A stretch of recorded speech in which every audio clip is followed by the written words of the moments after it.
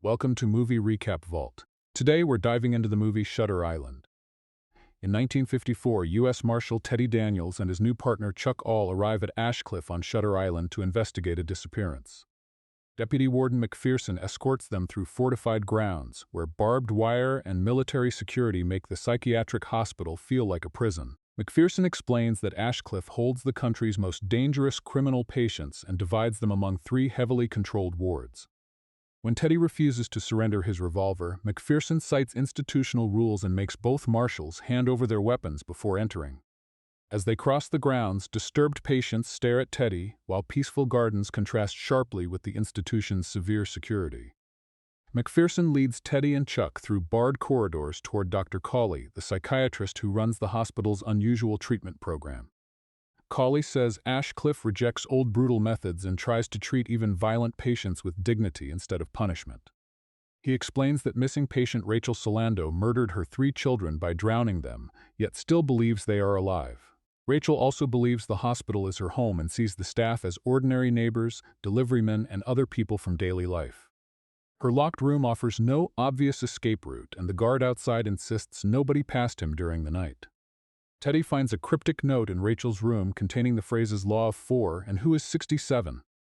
When Teddy demands staff files and full cooperation, Cawley resists, making the marshals suspect the institution is hiding something important. Search teams find no trail along the shoreline or cliffs, although Rachel vanished barefoot and could barely cross the island's thorny terrain. Guards stationed around Rachel's ward insist they saw nothing, leaving Teddy with an impossible disappearance from a locked building. The marshals question nurses from Rachel's group session, but nobody reports anything unusual enough to explain how she escaped. They learn Rachel's psychiatrist, Dr. Sheehan, left the island for vacation that very morning, putting another key witness beyond reach. A storm cuts telephone service to the mainland, so Cawley invites the stranded marshals to his house for drinks and conversation. At Cawley's home, Teddy and Chuck meet Dr. Naring, whose guarded manner quickly turns the evening into a quiet interrogation. Naring studies the marshals while they drink, probing their backgrounds instead of answering the questions Teddy came to ask. His questions about violence and military service force Teddy to confront memories he would rather keep buried. Teddy remembers liberating Dachau, where piles of murdered prisoners and the camp's brutality permanently changed his view of human cruelty. Back in the room, Teddy's fluent German and knowledge of the camp put Naring on edge and deepened the tension between them. Naring refuses access to staff records, and Teddy leaves convinced that Ashcliff's doctors are protecting more than patient privacy. Unable to leave before the storm, Teddy studies Rachel's note and becomes certain someone inside the hospital helped her disappear.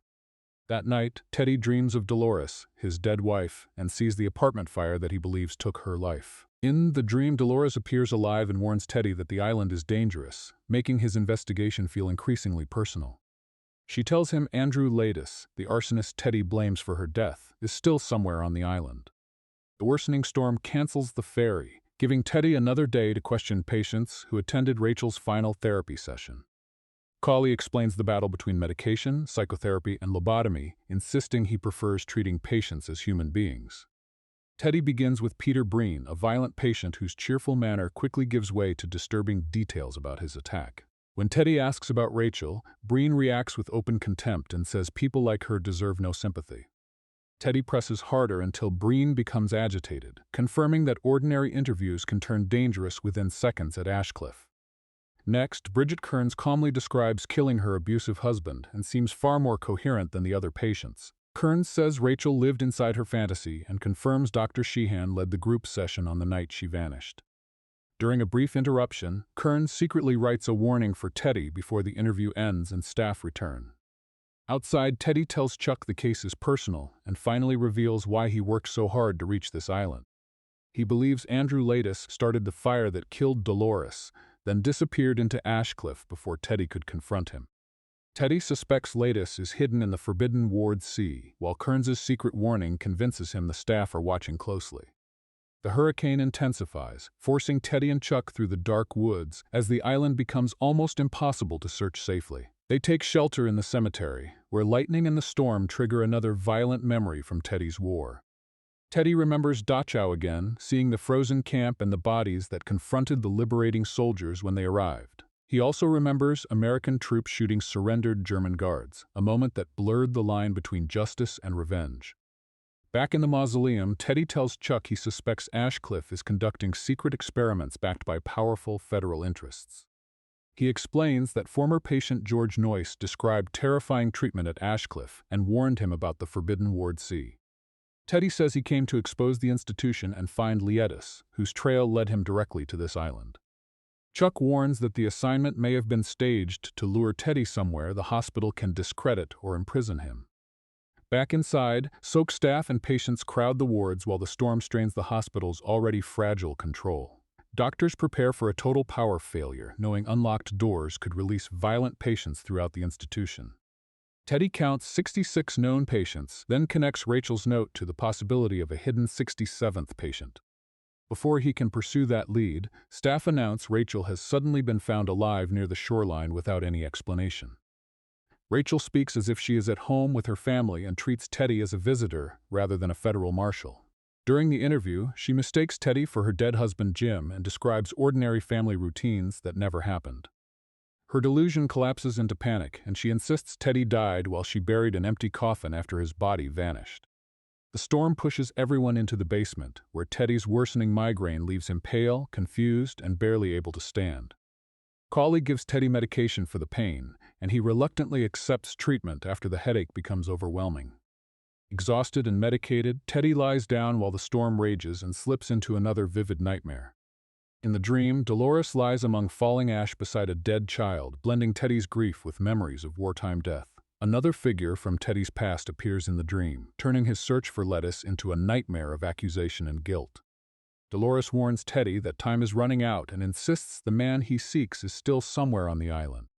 The nightmare keeps shifting around Teddy, mixing Dolores, the children, and Lietis into a single threatening vision. The dream turns toward the children again as Teddy watches them in a bright outdoor setting that feels painfully unreal. Dolores appears soaked and again urges Teddy to find Lietis, reinforcing the obsession driving his investigation. A power failure throws the hospital into chaos as staff rush to restrain patients and restore order across the darkened wards. With fences and locks disabled, Teddy sees his chance to enter Ward C and search for Lietis without official permission. A guard warns the marshals that Ward C holds men so dangerous even experienced staff avoid confronting them alone. Teddy and Chuck enter the old fort, moving through dripping corridors while distant screams echo from cells behind heavy bars.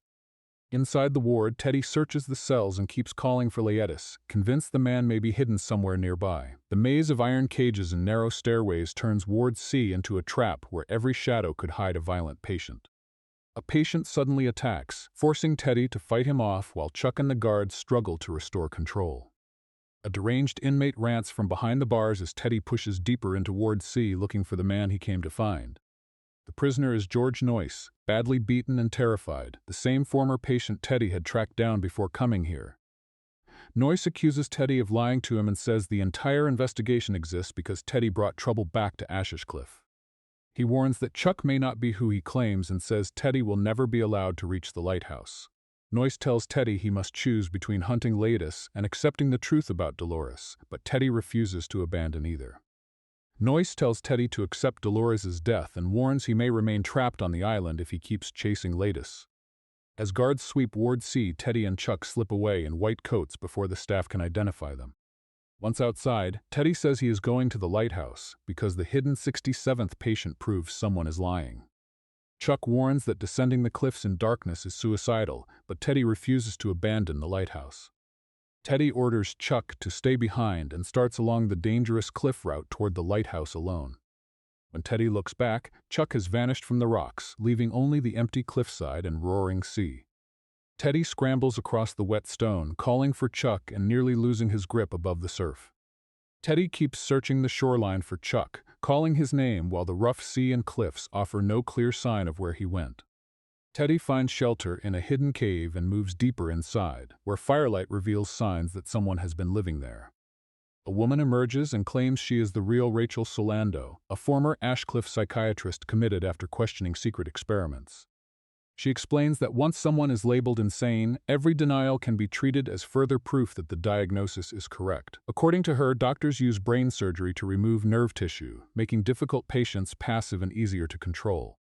She links the work to wartime brainwashing and experiments on prisoners, giving Teddy a terrifying explanation for the lighthouse. The woman says Ashcliffe can use Teddy's own past trauma as evidence that he is unstable and cannot trust his memories. She warns that his migraines, meals, cigarettes, and medication may already be part of an effort to drug and disorient him. She claims everyone on the island knows what happens, making staff denials feel like another layer of the same conspiracy. Before Teddy leaves, she warns that the hospital controls the ferry, so even reaching the mainland may no longer be possible. Teddy returns to the hospital grounds, where McPherson and armed staff immediately take control of where he can go. The warden drives Teddy back and calmly describes violence as something natural inside every human being. He argues that law and society merely restrain brutality, while Teddy listens in silence beside him. Back at Ashcliffe, Teddy crosses the grounds under close watch, looking for any sign that Chuck is still there. Collie confronts Teddy about the Ward C break-in and asks where he disappeared during the storm. When Teddy asks for Chuck, Collie calmly says Teddy arrived alone and has never had a partner on the island. Teddy searches the building anyway, but doors, offices, and staff give him no trace of Chuck. A doctor keeps a sedative ready as Teddy grows more agitated, reinforcing his fear that staff are preparing to restrain him. Naring talks about trauma, memory, and monsters, framing Teddy's past as a psychological wound rather than proof of conspiracy. Teddy refuses to simply leave, because abandoning Chuck would mean accepting the hospital's claim that his partner never existed. He creates a diversion with a car and again imagines Dolores nearby, speaking to her as though she were alive. After the explosion draws attention away, Teddy heads toward the cliffs and the lighthouse he has been forbidden to enter. An armed guard challenges him on the rocky approach, forcing Teddy to fight past the last physical barrier. Teddy enters the lighthouse and climbs its tight spiral staircase, expecting secret operating rooms above. He continues upward through the narrow tower, but the feared laboratory never appears behind the doors. At the top, Teddy finds Dr. Collie waiting in a plain office instead of the chamber of horrors he imagined. Collie says the woman in the cave was a hallucination caused by withdrawal from medication Teddy has taken for years. He explains that Teddy has been receiving chlorpromazine at Ashcliffe for 2 years because he is actually one of its patients. Collie produces records describing an intelligent former marshal and decorated veteran whose violence worsened as he denied his own crime. Collie shows how Edward Daniels and Rachel Solando are anagrams, then reveals Teddy's real name is Andrew Lettuce. He says Andrew invented the heroic martial fantasy and even attacked George Noyce when Noyce called him by his real name. The doctors warn that the hospital board has authorized a lobotomy if this final attempt to restore Andrew's memory fails. Chuck enters and is revealed as Dr. Lester Sheehan, Andrew's psychiatrist and partner in the staged roleplay. Collie says the staff let Andrew live out his fantasy for 2 days, hoping he would discover its contradictions himself. Andrew still insists he is Teddy and fires his gun at Collie, desperate to escape the lighthouse. The weapon is only a toy, and Collie begins explaining how Dolores' severe illness and dangerous behavior destroyed their family. When Collie shows a photograph of Andrew's daughter Rachel, the image breaks through his resistance, and buried memories begin returning. Andrew remembers coming home to the lakeside house, moving through the familiar rooms while the property feels unnaturally quiet. Outside, he finds Dolores soaked beside the lake and asks why she is wet before noticing the children are missing. At the water, he sees Dolores and discovers that all 3 children have been drowned. Andrew pulls the children from the lake one by one, desperately trying to revive them even though they are already dead. The 3 bodies lie together on the grass while Andrew collapses beside them, unable to undo what has happened. Dolores calmly explains what she did and asks Andrew to join her fantasy, while he can barely process the scene. After Dolores asks him to free her, Andrew shoots her, leaving her body beside the children on the grass. Back in the lighthouse, Andrew finally admits he killed his wife after she murdered their children and acknowledges Teddy never existed. He remembers Dolores describing something living inside her mind and admits he ignored repeated warnings because he loved her. Collie explains that Andrew reached this truth once before but later regressed, which is why the doctors risked the elaborate experiment. The next day, Andrew sits outside while Collie and Sheehan watch, hoping the breakthrough has finally survived the night. After calling Sheehan Chuck, Andrew asks whether living as a monster is worse than dying a good man, and walks